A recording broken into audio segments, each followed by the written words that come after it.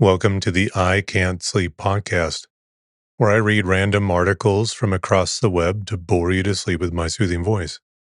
I'm your host, Benjamin Boster. Today's episode is from a Wikipedia article titled Felt.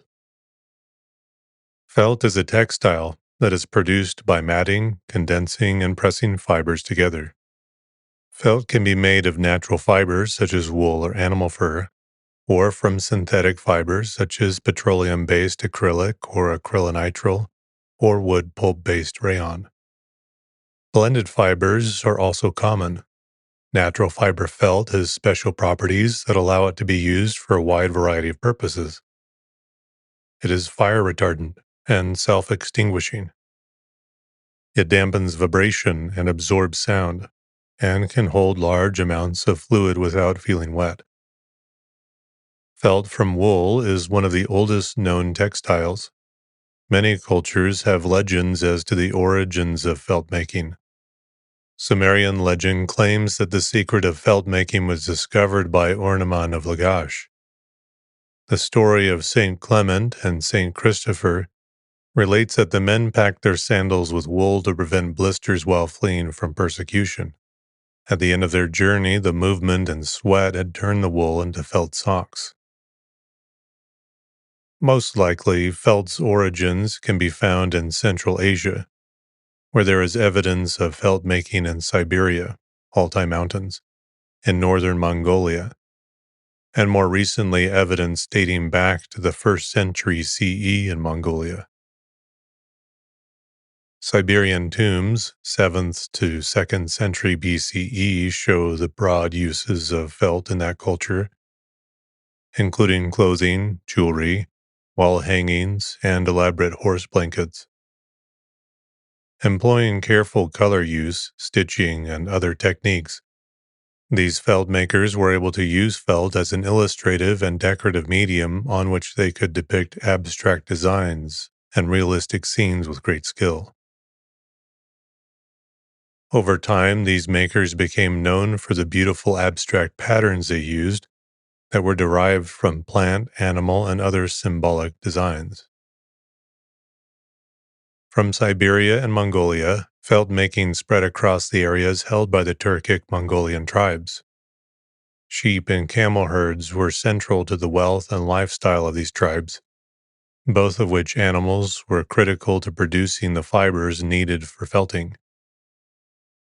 As nomads traveling frequently and living on fairly treeless plains, felt provided housing, yurts, tents, etc., insulation, floor coverings, and inside walling, as well as many household necessities, from bedding and coverings to clothing. In nomadic peoples, an area where felt making was particularly visible was in trapping for their animals and for travel.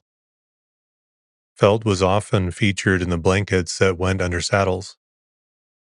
Dyes provided rich coloring and colored slices of pre-felts, semi-felted sheets that could be cut in decorative ways, along with dyed yarns and threads, were combined to create beautiful designs on the wool backgrounds. Felt was even used to create totems and amulets with protective functions. In traditional societies, the patterns embedded in the felt were also imbued with significant religious and symbolic meaning. Felt making is still practiced by nomadic peoples, such as Mongols and Turkic people, in Central Asia where rugs, tents, and clothing are regularly made. Some of these are traditional items, such as the classic yurt or jer, while others are designed for the tourist market, such as decorated slippers. In the Western world, felt is widely used as a medium for expression in both textile art and contemporary art and design, where it has significance as an ecological responsible textile and building material. In addition to Central Asian traditions of felting, Scandinavian countries have also supported felt making, particularly for clothing. In the wet felting process, hot water is applied to layers of animal hairs, while repeated agitation and compression causes the fibers to hook together or weave together into a single piece of fabric. Wrapping the properly arranged fiber in a sturdy, textured material, such as a bamboo mat or burlap, will speed up the felting process. The felted material may be finished by fulling. Only certain types of fibers can be wet felted successfully. Most types of fleece, such as those taken from the alpaca or the merino sheep, can be put through the wet felting process. One may also use mohair, goat, angora, rabbit, or hair from rodents such as beavers and muskrats. These types of fiber are covered in tiny scales, similar to the scales found on a strand of human hair. Heat, motion, and moisture of the fleece causes the scales to open, while agitating them causes them to latch onto each other, creating felt. There is an alternative theory that the fibers wind around each other during felting. Plant fibers and synthetic fibers will not wet felt. In order to make multicolored designs, felters conduct a two-step process in which they create pre-felts of specialized colors. These semi-completed sheets of colored felt can then be cut with a sharp implement, knife or scissors, and the distinctive colors placed next to each other as in making a mosaic. The felting process is then resumed and the edges of the fabric attached to each other as the felting process is completed. Shirdak carpets, Turkmenistan, use a form of this method wherein two pieces of contrasting color are cut out with the same pattern. The cutouts are then switched, fitting one into the other, which makes a sharply defined and colorful pattern piece. In order to strengthen the joints of a mosaic-style felt, felt makers often add a backing layer of fleece that is felted along with the other components. Felt makers can differ in their orientation to this added layer, where some will lay it on top of the design before felting, and others will place the design on top of the strengthening layer. The process of felting was adapted to the lifestyles of the different cultures in which it flourished. In Central Asia, it is common to conduct the rolling friction process with the aid of a horse, donkey, or camel, which will pull the rolled felt until the process is complete.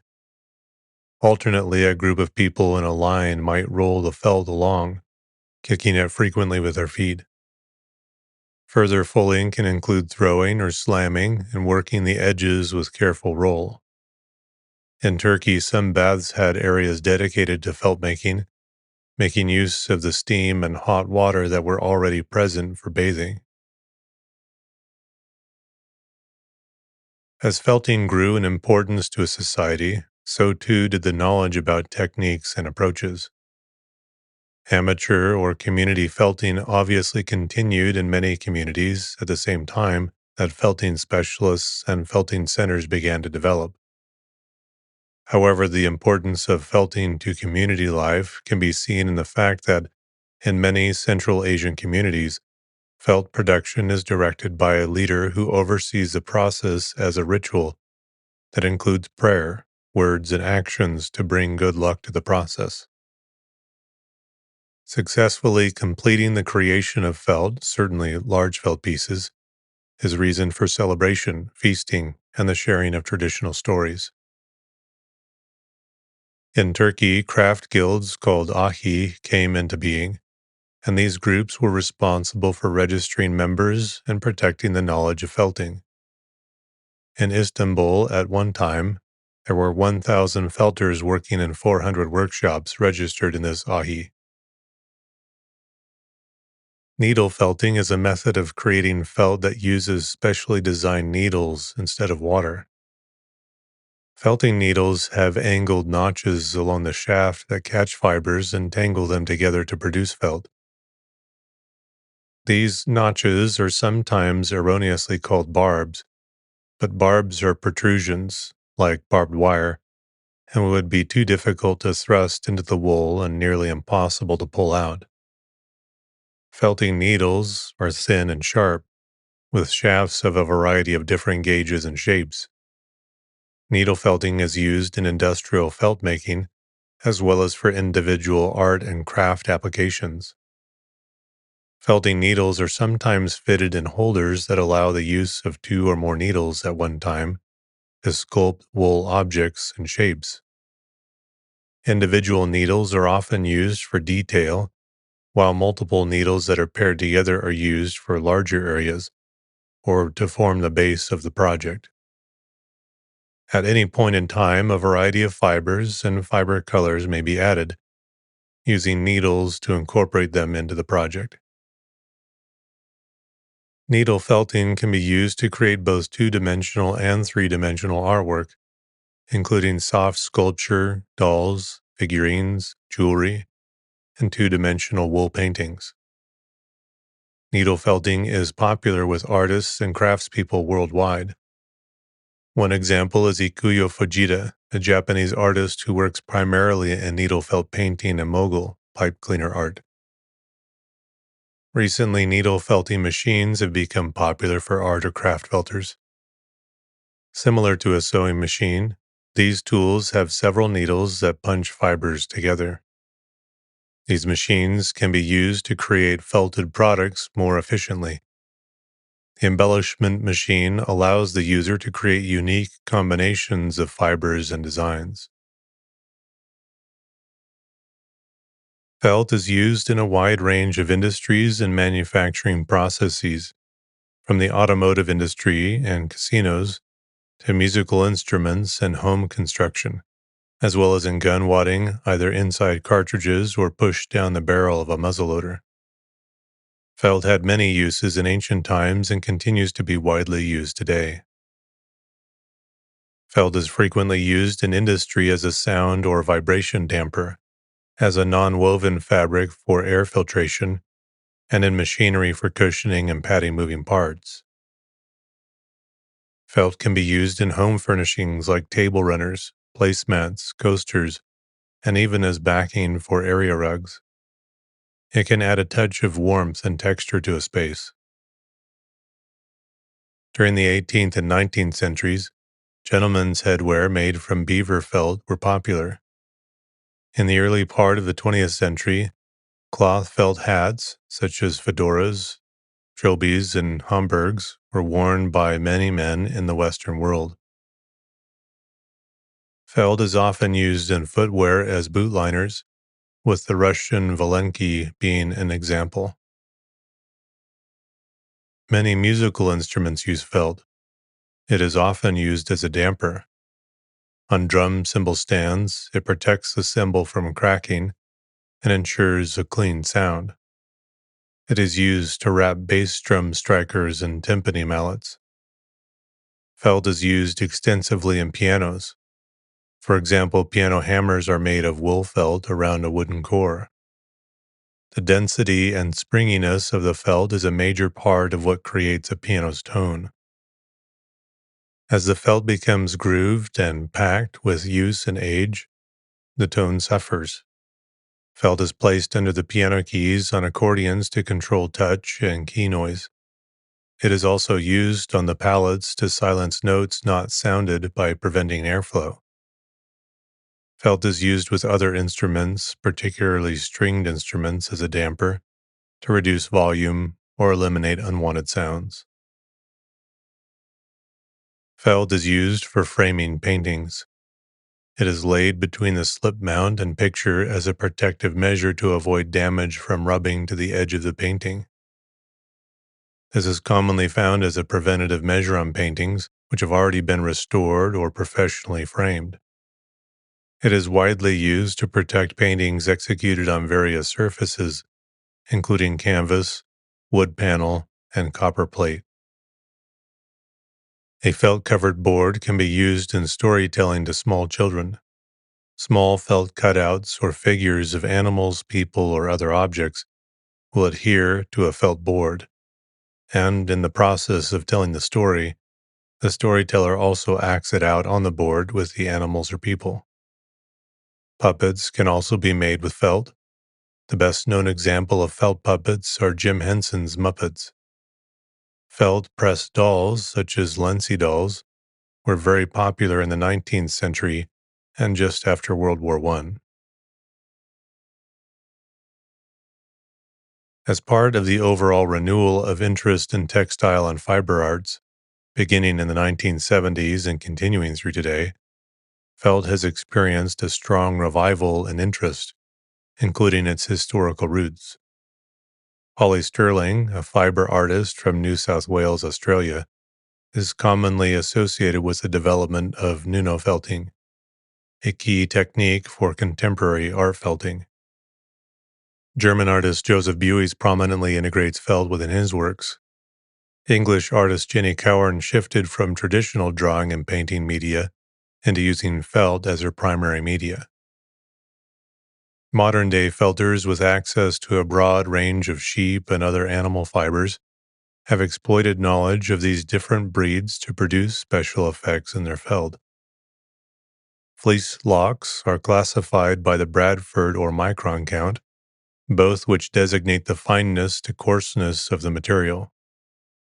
Fine wools range from 64 to 80 Bradford, medium 40 to 60 Bradford, and coarse 36 to 60 Bradford. Merino, the finest and most delicate sheep fleece, will be employed for clothing that goes next to the body.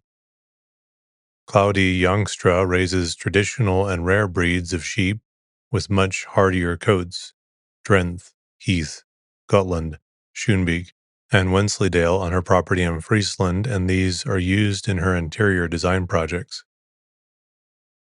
Exploitation of these characteristics of the fleece in tandem with the use of their techniques, such as stitching and incorporation of other fibers, provides felters with a broad range of possibilities.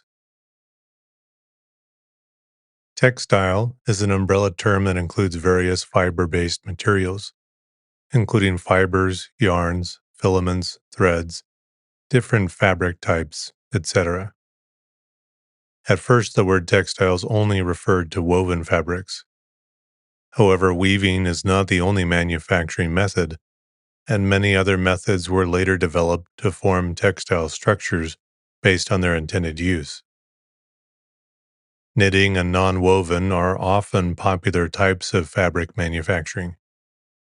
In the contemporary world, textiles satisfy the material needs for versatile applications, from simple daily clothing to bulletproof jackets, spacesuits, and doctors' gowns. Textiles are divided into two groups: consumer textiles for domestic purposes and technical textiles. In consumer textiles, aesthetics and comfort are the most important factors, while in technical textiles, functional properties are the priority. Geotextiles, industrial textiles, medical textiles, and many other areas are examples of technical textiles, whereas clothing and furnishings are examples of consumer textiles. Each component of a textile product, including fiber, yarn, fabric, processing, and finishing, affects the final product. Components may vary among various textile products, as they are selected based on their fitness for purpose. Fiber is the smallest component of a fabric. Fibers are typically spun into yarn, and yarns are used to manufacture fabrics. Fiber has a hair-like appearance and a higher length-to-width ratio. The sources of fibers may be natural, synthetic, or both. The techniques of felting and bonding directly transform fibers into fabric. In other cases, yarns are manipulated with different fabric manufacturing systems to produce various fabric constructions. The fibers are twisted or laid out to make a long, continuous strand of yarn. Yarns are then used to make different kinds of fabric by weaving, knitting, crocheting, knotting, tatting, or braiding. After manufacturing, textile materials are processed and finished to add value, such as aesthetics, physical characteristics, and increased usefulness. The manufacturing of textiles is the oldest industrial art. Dyeing, printing, and embroidery are all different decorative arts applied to textile materials. The word textile comes from the Latin adjective textilis, meaning woven, which itself stems from textus, the past participle of the verb texere, to weave. Originally applied to woven fabrics, the term textiles is now used to encompass a diverse range of materials, including fibers, yarns, and fabrics, as well as other related items. A fabric is defined as any thin, flexible material made from yarn, directly from fibers, polymeric film, foam, or any combination of these techniques. Fabric has a broader application than cloth. Fabric is synonymous with cloth, material, goods, or piece goods. The word fabric also derives from Latin, with roots in the Proto-Indo-European language, stemming most recently from the Middle French fabrique, or building, and earlier from the Latin fabrica, workshop, and art, trade, a skillful production, structure, fabric.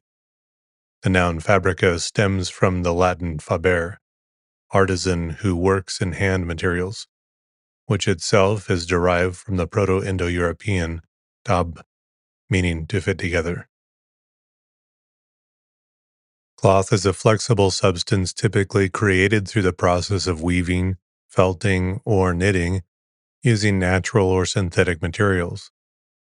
The word cloth derives from the Old English cloth, meaning a cloth, woven, or felted material to wrap around one's body, from the Proto-Germanic kleitas, similar to the Old Frisian klath, the Middle Dutch kleed, the Middle High German kleid, and the German kleid, all meaning garment. Although cloth is a type of fabric, not all fabrics can be classified as cloth due to differences in their manufacturing processes, physical properties, and intended uses.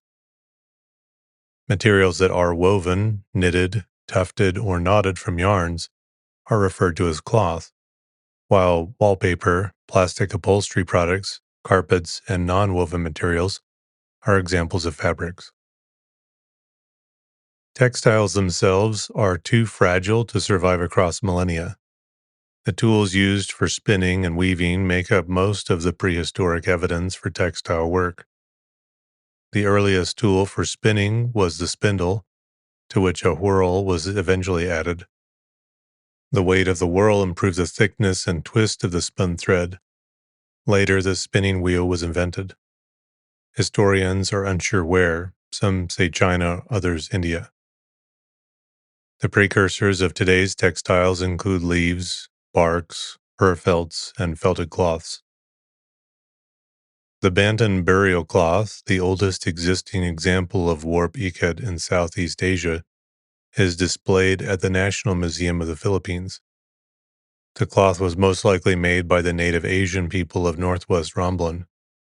The first clothes, worn at least 70,000 years ago and perhaps much earlier, were probably made of animal skins and helped protect early humans from the elements. At some point, people learned to weave plant fibers into textiles. The discovery of dyed flax fibers in a cave in the Republic of Georgia, dated to 34,000 BCE, suggests that textile-like materials were made as early as the Paleolithic era. The speed and scale of textile production have been altered almost beyond recognition by industrialization and the introduction of modern manufacturing techniques. The textile industry grew out of art and craft and was kept going by guilds. In the 18th and 19th centuries, during the Industrial Revolution, it became increasingly mechanized. In 1765, when a machine for spinning wool or cotton called the spinning jenny was invented in the United Kingdom, textile production became the first economic activity to be industrialized. In the 20th century, science and technology were driving forces. The textile industry exhibits inherent dynamism, influenced by a multitude of transformative changes and innovations within the domain. Textile operations can experience ramifications arising from shifts in international trade policies, evolving fashion trends, evolving customer preferences, variations in production costs and methodologies, adherence to safety and environmental regulations, as well as advancements in research and development. The textile and garment industries exert a significant impact on the economic systems of numerous countries engaged in textile production. Most textiles were called by their base fiber generic names, their place of origin, or were put into groups based loosely on manufacturing techniques, characteristics, and designs. Nylon, olefin, and acrylic are generic names for some of the more commonly used synthetic fibers. The related words fabric and cloth and material are often used in textile assembly trades such as tailoring and dressmaking as synonyms for textile. However, there are subtle differences in these terms and specialized usage. Material is an extremely broad term, basically meaning consisting of matter, and requires context to be useful. A textile is any material made of interlacing fibers, including carpeting and geotextiles, which may not necessarily be used in the production of further goods, such as clothing and upholstery. A fabric is a material made through weaving, knitting, spreading, felting, stitching, crocheting, or bonding that may be used in the production of further products, such as clothing and upholstery, thus requiring a further step of the production. Cloth may also be used synonymously with fabric, but often specifically refers to a piece of fabric that has been processed or cut. Grige goods, textiles that are raw and unfinished, are referred to as grige goods. After manufacturing, the materials are processed and finished. Piece goods were textile materials sold in cut pieces as specified by the buyer. Piece goods were either cut from a fabric roll or made to a specific length, also known as yard goods. Textiles are various materials made from fibers and yarns. The term textile was originally only used to refer to woven fabrics, but today it covers a broad range of subjects. Textiles are classified at various levels, such as according to fiber origin, natural or synthetic, structure, woven, knitted, non-woven, finish, etc. However, there are primarily two types of textiles. Consumer textiles. Textiles have an assortment of uses, the most common of which are for clothing and for containers such as bags and baskets. In the household, textiles are used in carpeting, upholstered furnishings, window shades, towels, coverings for tables, beds, and other flat surfaces, and in art. Textiles are used in many traditional handcrafts, such as sewing, quilting, and embroidery. Textiles produced for industrial purposes and designed and chosen for technical characteristics beyond their appearance are commonly referred to as technical textiles.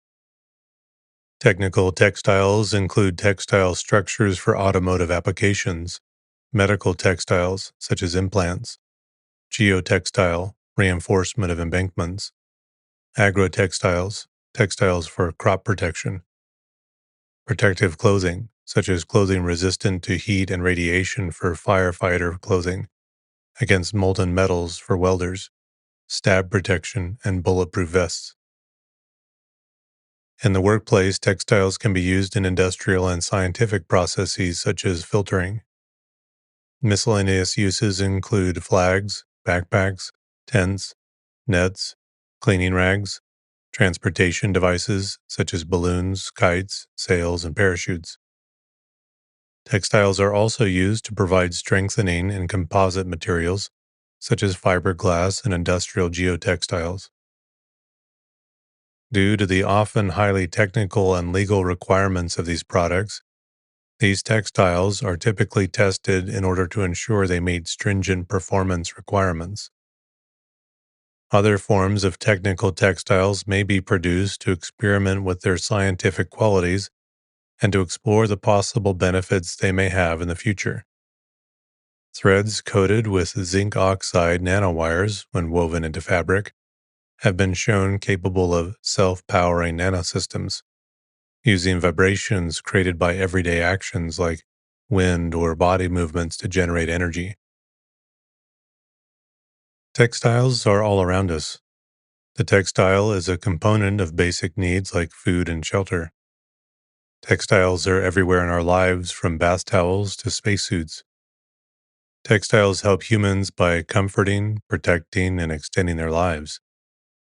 Textiles meet our clothing needs, keeping us warm in the winter and cool in the summer.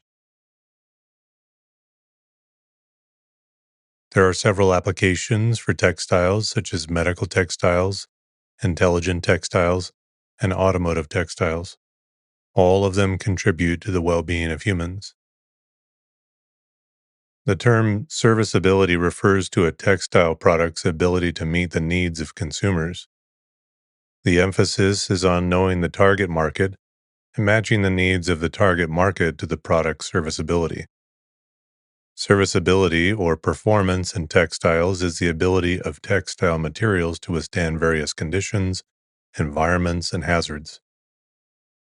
Aesthetics, durability, comfort, and safety, appearance, retention, care, environmental impact, and cost are the serviceability concepts employed in structuring the material. Fibers, yarns, fabric construction, finishes, and design are components of a textile product. The selection of specific components varies with the intended use. Therefore, the fibers, yarns, and fabric manufacturing systems are selected with consideration of the required performance.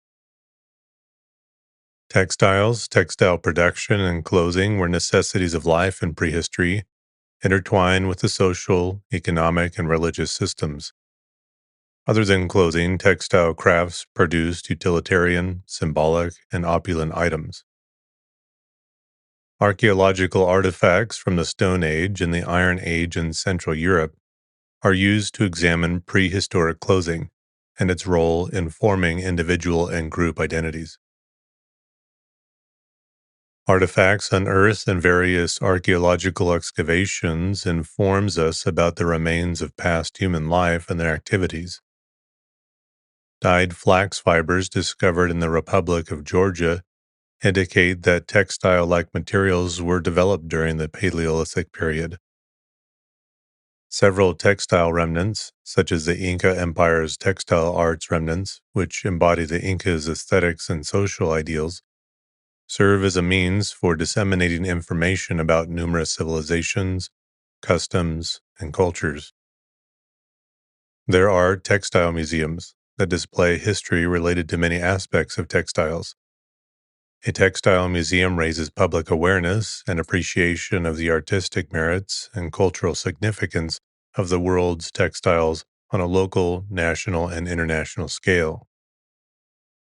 The George Washington University Museum and Textile Museum in Washington, D.C. was established in 1925.